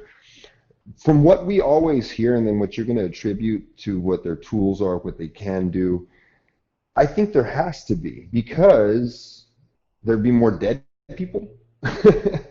If that, I mean, seriously, when you really look at it, some of the stories we hear about, if they really didn't have a moral compass or any kind of ethical, view on things, then there'd be a lot more attacks. There wouldn't be just sightings, it would just be an instinctual aspect of it. And we see systematic, stalking sometimes. We see things from a higher cognition standpoint that you'll see stories about people that get terrorized by them. And then you hear, that's something that I actually wanted, had a question with you about, and it goes into this topic. You hear the benevolence that some individuals talk about them, and I don't know about that, man, because I'll be honest with you, it'll probably make some individuals mad. I don't know, right? We don't really know, but minds speak. We hear about that. We hear about that to a certain degree with Sasquatch and with Dogman. And if you really look at certain things and you take it from, look, I'm not jumping on anything, but I've done a lot of research, and some of the biblical things explain it a little bit more. And when people want to jump onto a supernatural or paranormal side, if you want to do that, then Dogman and Sasquatch are on more of an evil negative side, aren't they? That also dives into a lot of things because I've only probably had maybe 2 or 3 researchers on the show whom are firm into the whole religious aspect of them, the Nephilim, and the Nephilim, and in the sons of man coming to the and then the men of renown, and some of those that how they would attribute to maybe Hercules or some of these other men that we have in legend. And when you discuss that, that's the cynocephali. I mean, there were those Greek legends of the dog-headed individuals, in some of the Indian mountains and some of the other places over there, and and they gave them. You've heard about that, where they gave them swords, they gave them tributes, they gave them, Yep. shields, and they would actually use them for war sometimes. I mean, that unless that's just completely made up. I mean, that's written down, you know. So to do some of those things and to maybe, show allegiance to one side over another, yeah, there's a moral compass there. If those stories are true, and then you look at Anubis, you look at some of the when you go that far back, and wasn't Anubis more? He was in the history of it or in the research, the kind of the king of the underworld, and he judged people as they went and as they died. So there's definitely morality with that, So. That also adds on to a whole bunch of the problem, I think, when it comes to researching Dogman, because I feel that when we listen to a lot of shows that provide stories, they don't give us a lot of thing to back follow on to say, okay, they're this, but really, how do we know that? Because this particular story sounds like they're just evil. It just sounds like they just want to attack people because they're built to be monsters. I mean, first of all, they look like werewolves, right? And yeah, exactly. I think we touched base big time too last time about how we see these as different creatures and how they possess and how they act. And I think one of the toughest things about Dogman is that we focus more on the Hollywood aspect. And Linda Godfrey brought this up multiple times in the various interviews, where we look at it from the Hollywood concept. We don't see it from the particular concept of these creatures being their own species of how they come about origin. Now, you mentioned Senocythali, and we go into the Nephilim, we go into Anubis.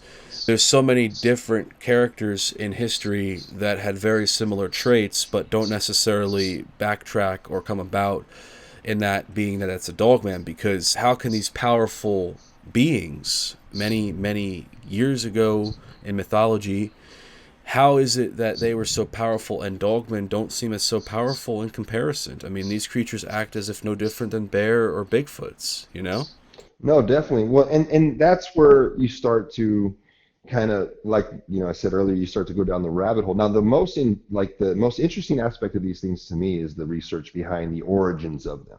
When I came about, what I like to do is I'll think about it this way. Okay, what's one of the oldest civilizations? Because you want to find a connection between them, if they're all discussing something similar to Dogmen, and you want to just find a chain of things. What I came about is that one that I've mentioned to you before, Xolotl. The Aztec, god. That one almost looks exactly like Dogman is described, right? And when you look at the Aztec and Mayan, individuals in the empire, it didn't originate in South America. It actually, what we're understanding now, originated in the Wisconsin area. There's pyramids there. There's pyramids that are in, I think, a lake in that area that have Aztec and Mayan influence and names. Actually, I forgot the actual state park there. But then you follow where, I think they were called the Mississippians at first, and then they turned into the South American Aztecs or Mayans along those lines when they kind of came from the Wisconsin area all the way down to South America. And what they found is you follow kind of where corn originated from that area all the way down, because corn doesn't grow wildly. Corn has to be planted and so on, and they found that was an interesting connection when you look at it, right? You find this South American deity, dogman type deity, that looks like a werewolf, that looks almost exactly like what's described in the Beast of Bray Road and all those stories. And then you look at the culture that believes in it, and one of the connections it has is to one of the areas that has one of the most prevalent sightings. So when you look at that, you're like, okay, check, check, check. This is starting to lead somewhere, so. Yeah, and see, that's the thing too. When you happen to go about that, and when you dive into it, and the connection, and then know about that there's a similar creature lurking present day, it opens your mind up with so many thoughts. But then you also got to go back into it and be like, could it just be coincidence, or if it's possibly a relic, an ancestor? And this is how evolution is, because I could tell you, and as one that also too has South American blood, that our ancestry and how we evolved is just no different in comparison to that of a normal animal, just that it's just a different type of DNA. And it seems to be in an accelerated rate in certain instances as well, Exactly. Yeah, I mean, like this, Well, and you think about the culture of the time, right? You think about if, let's say, because we talk about, well, they thought of them as deities, and now if they have a moral compass, or now they're just wild animals, or how we view them at this time. You think about then, if they saw those things, I mean, they're going to revere them. And let's say we'll just explain it like this. Let's say the South American Godzilla was a dogman, right? And a big one. And let's say it was an older one or whatever, and it had a little bit higher cognition, moral compass, and it understood that getting these rudimentary humans or whatever to bring me things and do my bidding, well, hell, I'll let them do that as long as they want. They're scared of me. They think that I can do other things. And with some of the superhuman kind of attributes they have, from strength to quickness to other things, why not think that? It could have been that, so. True, it could have.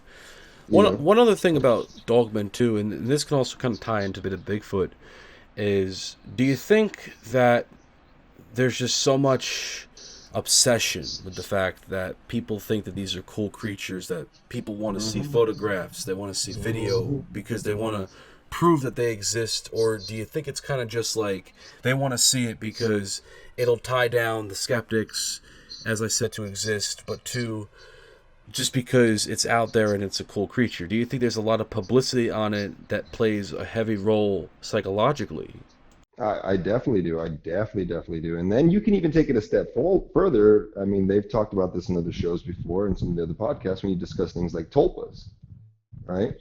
You think about a thought process and a thought form that when there's a bunch of thought put into it, well, then would it be able to manifest itself, or what would happen with that? Because a lot of cultures believe that it can. And when you really think about it, if we put thought, I mean, just look as a basic general theory. If you put thought towards something, it becomes real. Like, you can get a piece of paper, you can translate the thought you have in your head to that piece of paper. So if a large consciousness does that, who knows? You know what I mean? And who knows what they could do or what they believe in? So that's where the tulpa aspect comes from. And that's where I wonder sometimes, Chris, because we put all this out there. Even this podcast right here, we've discussed it. What does that all do? What does it do to the entity itself or anything like that? And then there's a whole bunch of other questions, because once you dive into it, if you accept that there's dogman, okay, do they have souls? What happens to those souls if the dogman dies? Does that explain some of these other creatures some of these other instances in eyewitness accounts when they have one that shows up in their bedroom? On dogman encounters, there's been a lot that have just been unexplained with certain things. And you're like, what? What was that?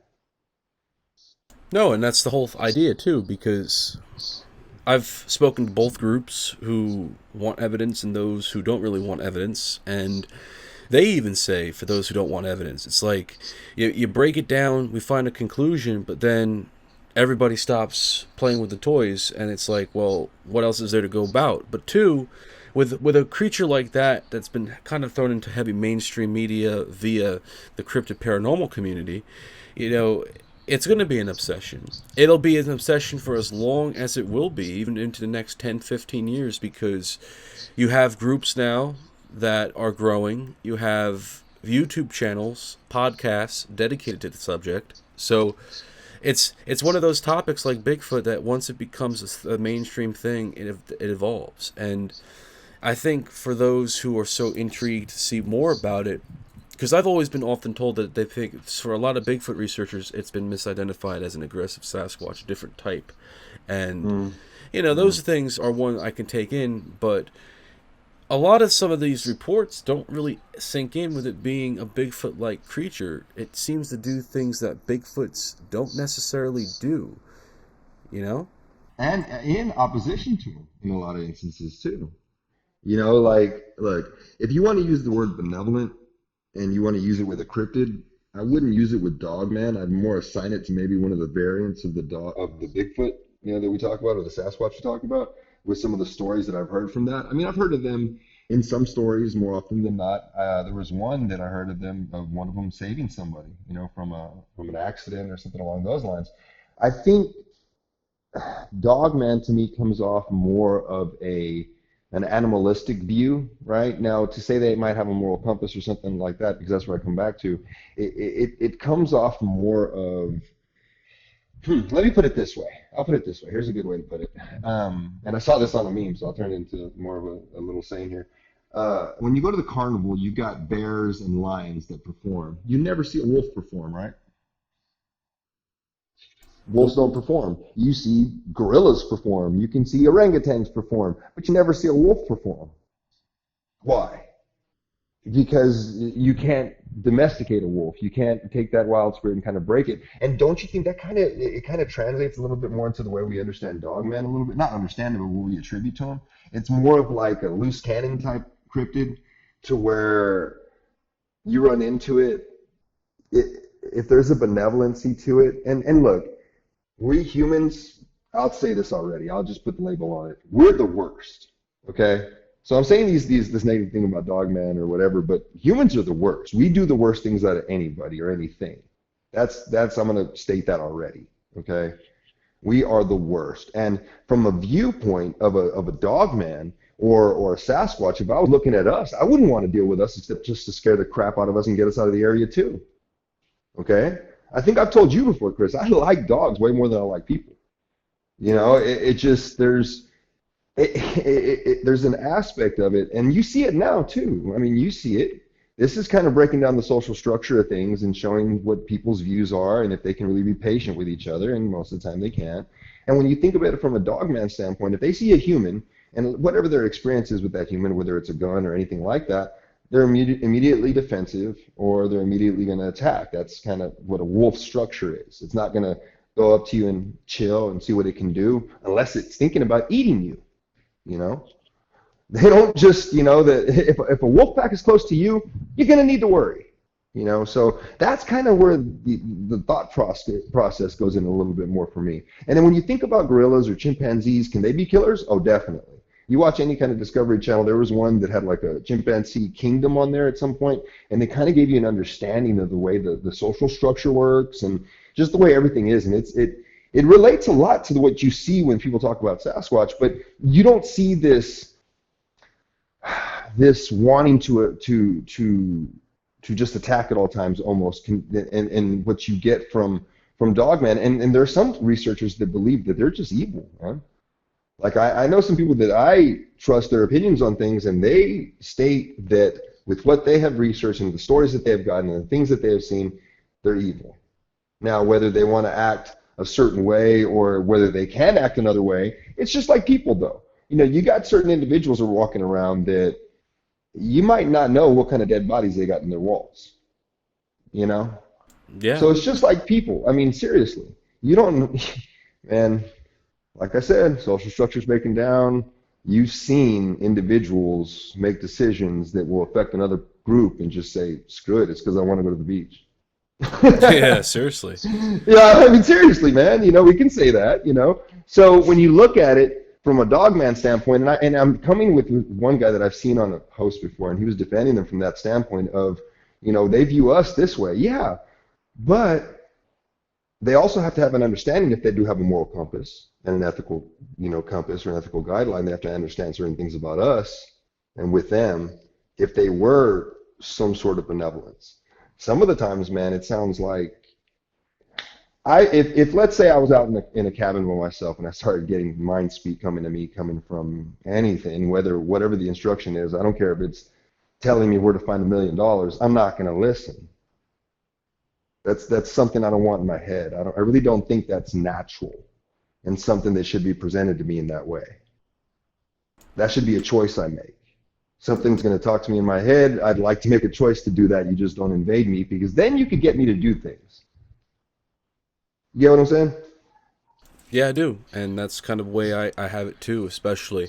There's way too many theories to throw out there to say that it could be definite because of just the presentation of it. But of course... And I've heard researchers too, I don't mean to interrupt you, like Scott Carpenter. He said, I don't know if you, Scott Carpenter's the guy that did the reverse camera. He was on my show. I remember Scott, yeah.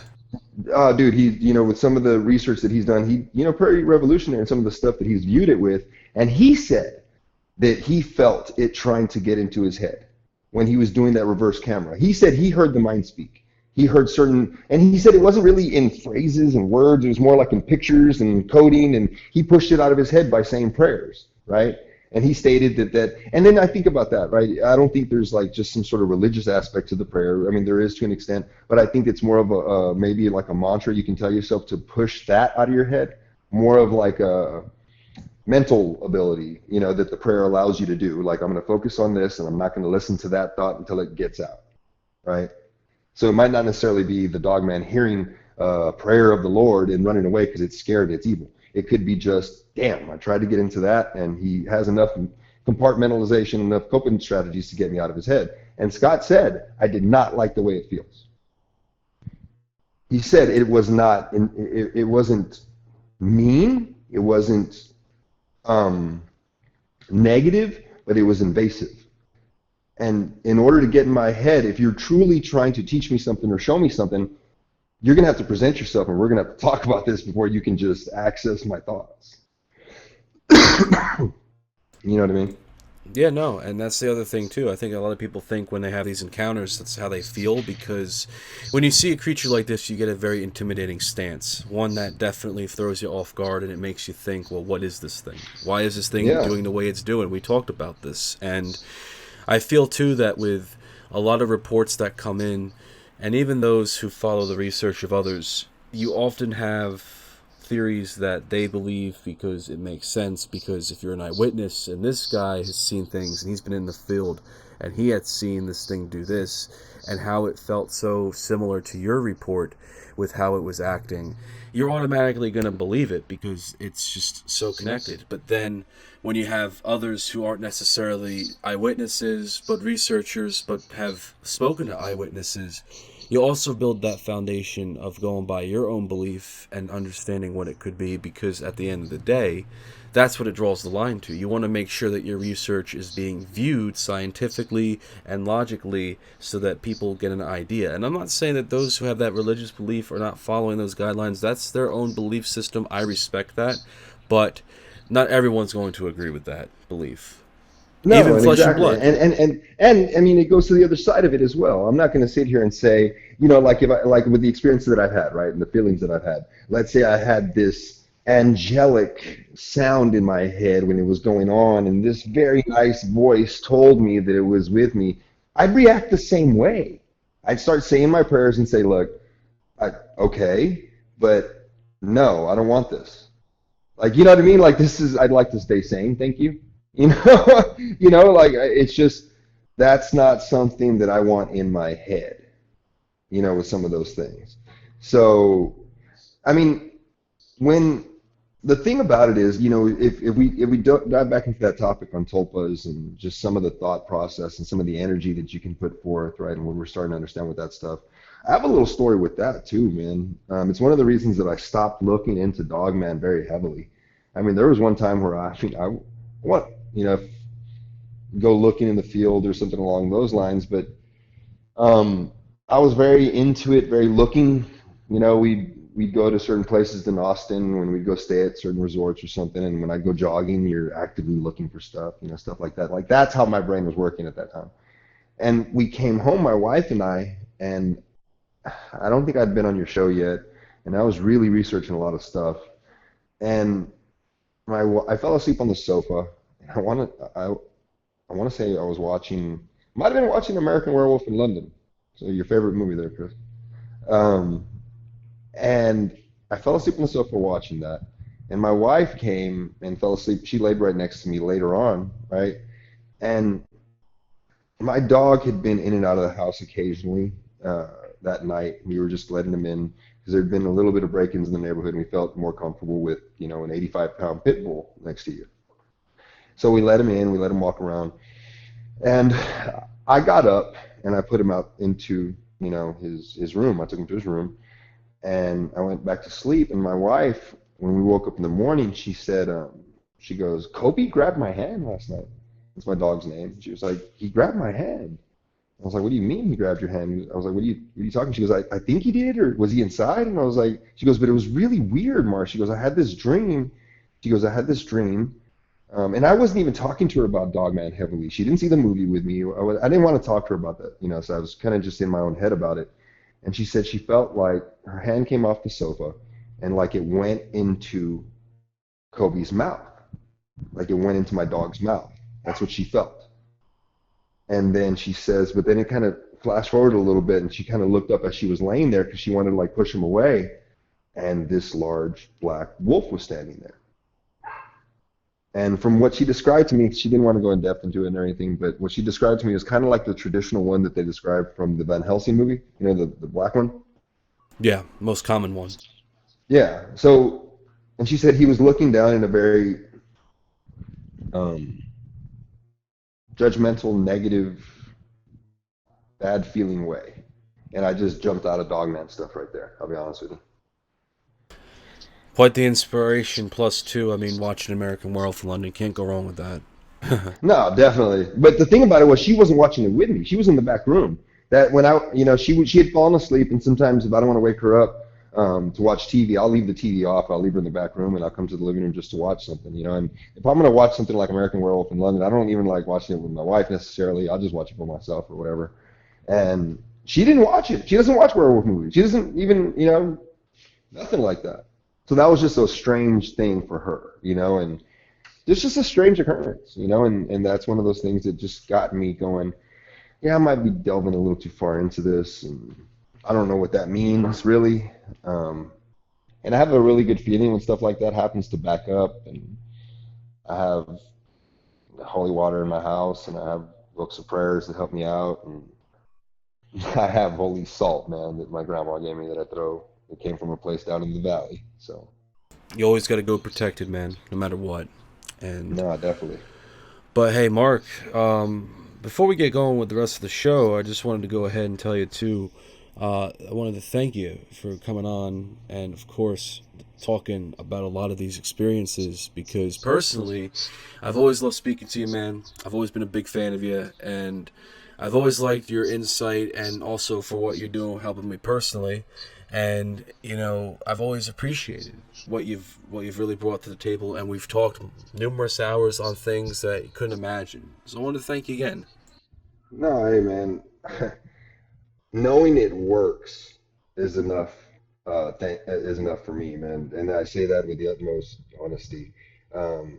Just from what we've talked about, you and I, and just sending you messages earlier, and then you giving me positivity to it.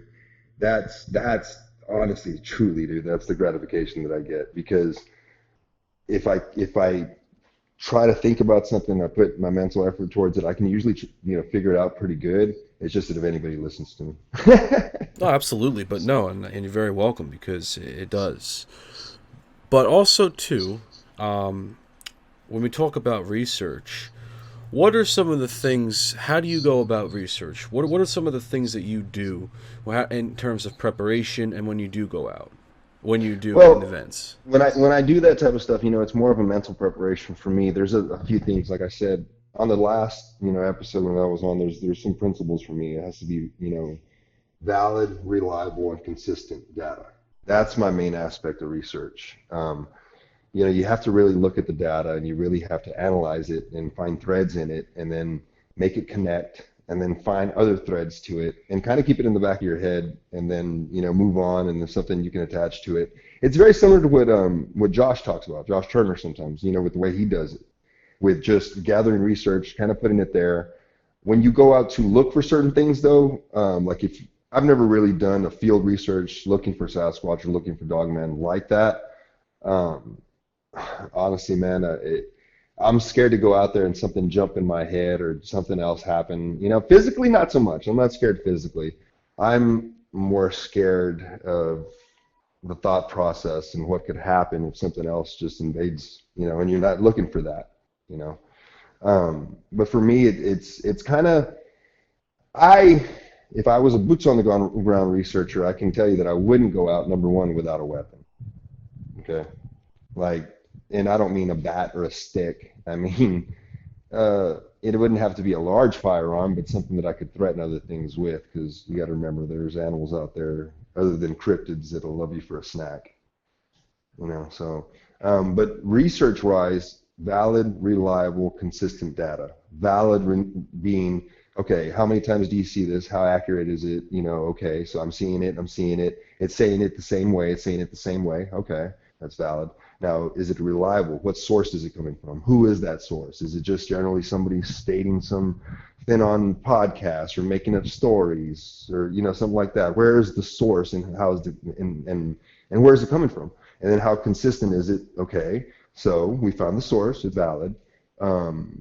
Now we're looking at it, and is all the data lining up? Does it all kind of go in the same direction, or is it just sporadic, and does it not make sense? That's the way I do research.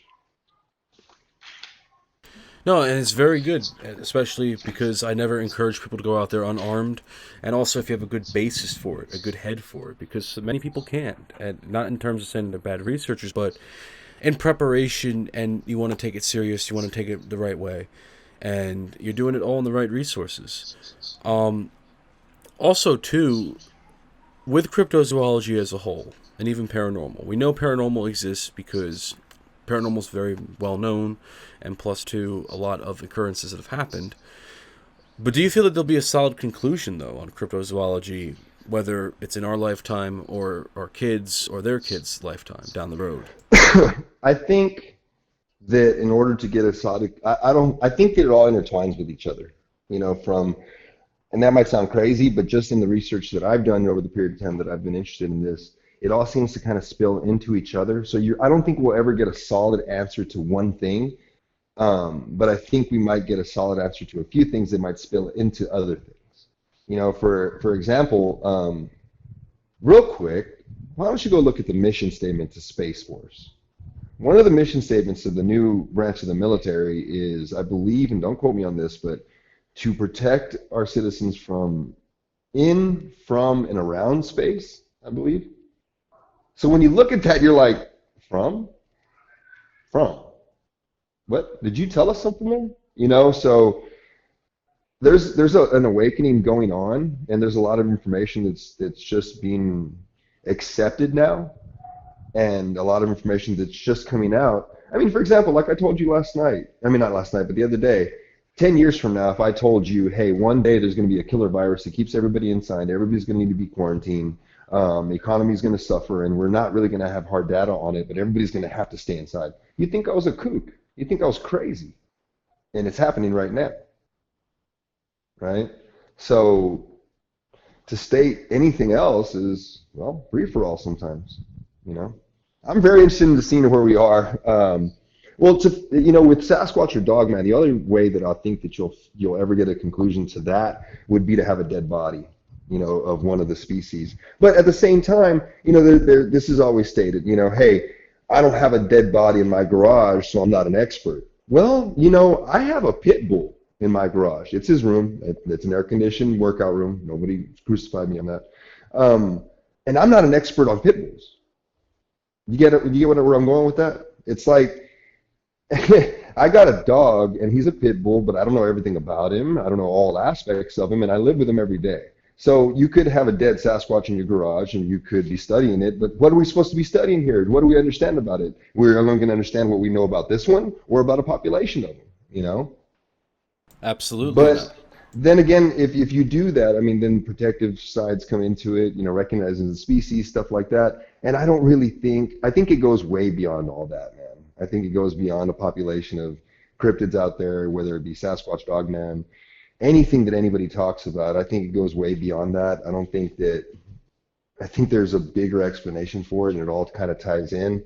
And it's something that we really wouldn't believe, if it was put right in front of us. So. I agree. Well, hey, Mark, we're going to go ahead and conclude the show, but before we do go, do you have any advice or do you have anything you'd like to say, any closing statements to the audience or myself? Well, I do have a statement to the audience real quick. It's going to be a little selfish statement, but I just wanted to say hi to my family, if that's all right. Would that be okay? By all means. Oh, my daughter, Serenity, I love you to death. My son, MJ, that's Mark Jr. He's an amazing little guy, and I don't know where I'd be without my kids. But my wife, I really don't know where I'd be without her. And, the reason I say this here, and the reason is because it's an audio, it'll be living on, even hopefully after I am gone. This would be cool for them to hear back. And there's, every good man has a great woman behind him. And I'm very lucky to have found my great woman. And I love my family. I love every aspect of it. And anybody that's going to go out there, as far as research or as far as all this is concerned, don't forget that, look, I'm a healthcare professional, and my number one concern right now is this virus. Okay? Stay healthy, stay safe. Whatever your political affiliation is or whatever you want to believe, just know that this thing is real, and it can hurt you, and it can hurt people around you when you don't even realize it. So, just, adhere to what you need to. Words of wisdom right there. Well, hey, Mark, I want to thank you again for coming on the show. It's always a pleasure having you, and I'd love to have you back sometime down the road. Yes, sir, definitely. And if you get any missed calls from me, man, it's just, general me. Just, Absolutely, man. Well, hey, Mark. I want to thank Mark one more time for coming on the show. I have to be honest with you. I think Mark is probably one of the most intelligent folk in the field. And for some people out there who might think that it's all just smoke and mirrors and a bunch of BS in terms of how one goes about things, there are things, especially in states like Texas, that we cannot explain. I'm not a Texas resident. I don't live in Texas. But I can tell you this, is that people I do know that live in Texas, that they do have experiences that you cannot choreograph and think are the same here in your neck of the woods. The problem, I think, when it comes to reports like this, and skepticism plays a huge part, is the fact that, well, how do we know that this really did happen and that this wasn't just put on a show just for fun? I personally don't think Mark DeLeon's a liar. He doesn't have an ego on him. I don't think that he'd come out on the show to strut his BS and his own whip in terms of trying to make a good story up. I mean, personally, I don't invite hoaxers on my show, and on top of that, I also think that Mark is very genuine. I've spoken to Mark even behind the scenes outside of the show, and I've never once detected any deception of him to be of a hoaxer or a BSer. And that report with the Poncho man, ironically, I think it's crazy how this happened immediately following a visit to Taco Bell, and a Poncho man appears. That actually took me off back at first, but I personally think that there are entities out there that are such translucent in what they are, and while they're the same entity form, they manifest in different ways. And what I mean by that is, I think the Poncho man was a form of a demon, or perhaps maybe it was something else, but something paranormal, an apparition of some sort, but at the same time, it was formed in a way. So instead of maybe like the hat demon, or perhaps maybe wearing regular clothing, it wore a poncho. So that is something that to me I felt was pretty dynamic and in contrast. Another thing too that hit me off the airwaves with that was also the reports of the couple that he had seen in the park. Now, when I had first talked to Mark about this, because we actually spoke on the phone about this about maybe a week or two before the interview, and I personally felt that these were reptilians. I think they were reptilians because of the format of how these guys were approaching them. And if you've seen the movie They Live, with how the aliens in that film operate, it kind of reminded me a bit of that. So I'm not saying it's extraterrestrial. I'm saying that it could have just been reptilian. I think it could have been something more, if so. I don't think it's Skinwalker. I don't think it's Wendigo. But it's something. And that was something to me that really intrigued me the most. Thank you for watching tonight's episode. If you've enjoyed the content, please feel free to drop us a like. And if you are new to the channel, hit that subscribe button and click that bell for all notifications for future uploads. Due to the sensitive content of our channel, we are being censored, and your support is much appreciated. If you wish to get in contact with us, whether to submit a report of a cryptid or would like to come on the show, whether an eyewitness or researcher, you can reach us at thevenomousfringe@gmail.com. Check out this email above in text to get in contact. Feel free to follow the Venomous Fringe on Facebook by checking out our official Facebook page. We post various updates, and also too, if you got a social media, you can also reach us on there by dropping a message. If you would also like to join a Venomous Fringe Facebook group, where you can interact with other fans, eyewitnesses, and researchers, there'll be a link down below to follow as well. If you guys would like to follow me or Ryan on social media, you can follow us on Twitter and Instagram respectively. We have links down below for you to click on. And finally, if you would like to donate to the show, there is a PayPal link down below. I want to thank you all again for watching tonight's show. You all have a safe and fantastic evening, and see you next time, Fringeaholics.